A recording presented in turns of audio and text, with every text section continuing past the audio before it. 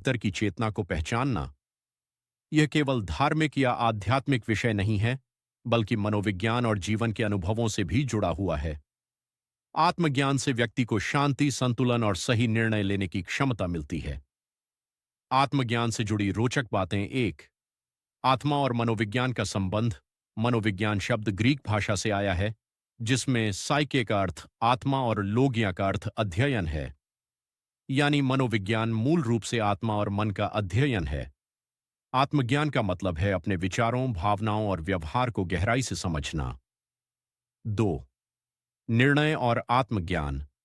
हम दिन भर में हजारों निर्णय लेते हैं, जिनमें से अधिकांश अवचेतन रूप से होते हैं। आत्मज्ञान हमें यह समझने में मदद करता है कि कौन से निर्णय हमारी आदतों और भावनाओं से प्रभावित हैं।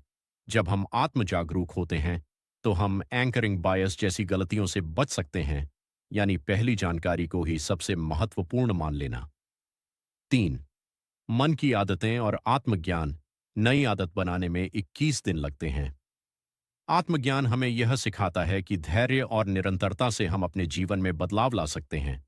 ज्यादा सोचने, ओवर थिंकिंग से आत्मज्ञान कमजोर होता है, क्योंकि व्यक्ति खुद पर संदेह करने लगता है।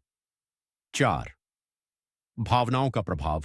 नकारात्मक विचार शरीर की रोग प्रतिरोधक क्षमता को कम कर देते हैं। आत्मज्ञान हमें सकारात्मक सोच की ओर ले जाता है, जिससे स्वास्थ्य बेहतर होता है। खुशी और दुख के आंसू भी अलग अलग आंख से निकलते हैं।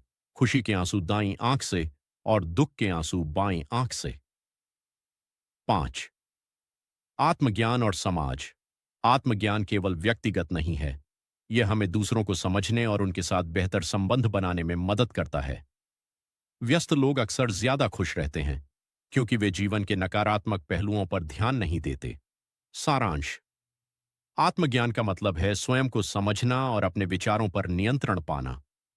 यह हमें सही निर्णय लेने, सकारात्मक सोच विकसित करने और मानसिक शांति पाने में मदद करता है।